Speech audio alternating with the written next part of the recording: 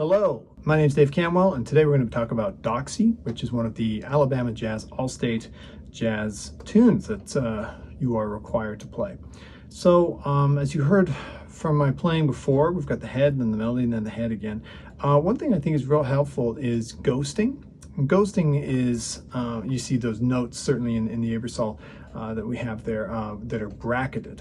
And they mean, so instead of tonguing it normally,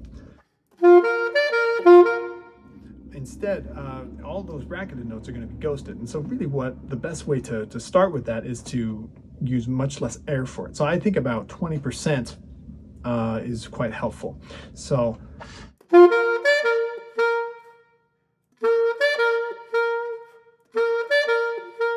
you can hear it, it's still there, but not fully like the other notes. And so you have that a lot on this tune. And a lot of times it's going to be notes that are on an and, and of one, and of two, three, or four, and surrounded by higher eighth notes. So for example, if you look at bar 1, 2, 3, 4, 5, 6, we've got the G, C sharp, G, B flat. Now that C sharp isn't actually currently marked as being ghosted, but I stylistically probably would do that anyway.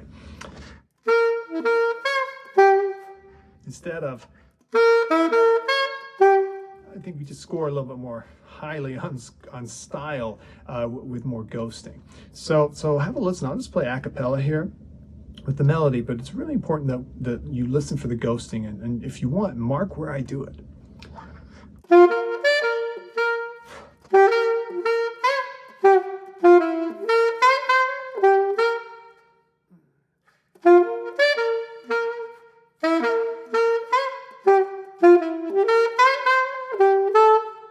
So you can hear there's probably, I don't know, 4 or 5 at least opportunities for us to ghost, and I think stylistically that's going to help a lot.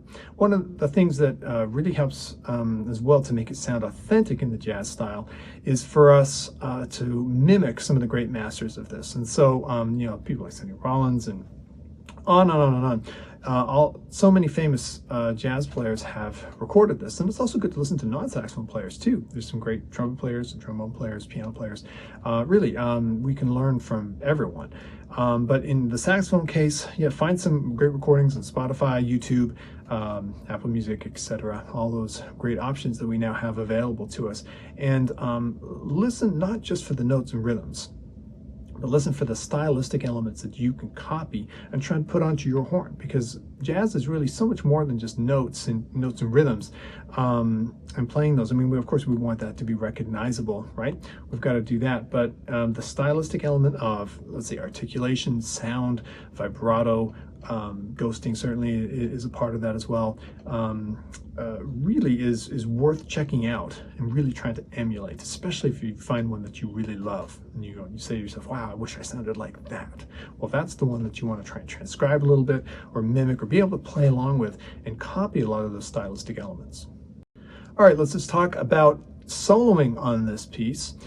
There's a lot of downward stepwise movement that's important that we try to highlight from a guide tone perspective. And so, for example, in our key here and also the first three chords are G, F, E, G7, F7, E7. And they've helpfully, at least in the Ebersol play along, written out the 1, 3, 5, 7, and in some cases the 9 as well. And really, I would recommend as a starting point, pick one and then move down stepwise with the chord as it does as well, either in half notes, or if you're feeling comfortable enough, add a cool rhythm to it. So for example, if I started on the 7th of G7, which is F, and then I'm going to move down to E flat, which is the 7th of F7, and then I move to D, which is the 7th of E7, right? So to the... Now I'm on that D, which will work really well for the E7.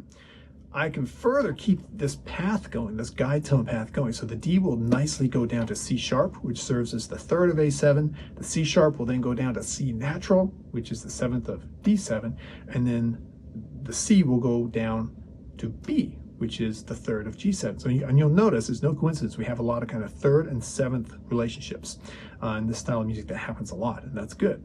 So here, just sort of a cappella, you can hear those really smooth guide tone lines. 1, 2, 3.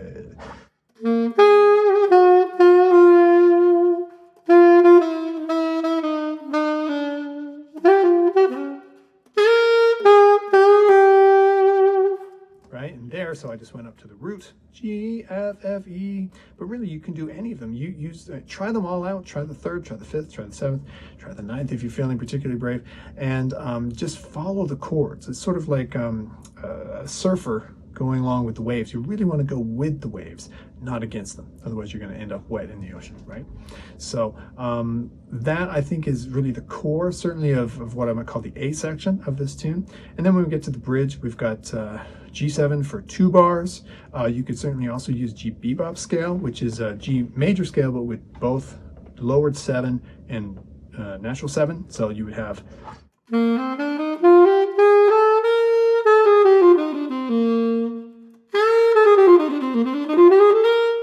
You've got both of that. That's a really nice option as well. And then and then you can also do that for C7.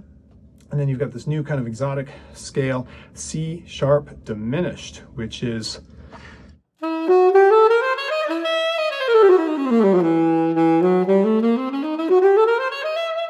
need to do arpeggios,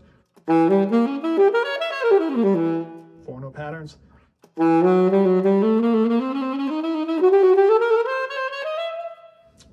Half-step stuff. Really, whatever you want to do. Let creativity be your guide, but also make sure that you've got that scale down. And then we go back to the A section, and we've seen this before, and then we'll get ourselves back to the top of the form. I hope this is helpful to you, and good luck on your auditions.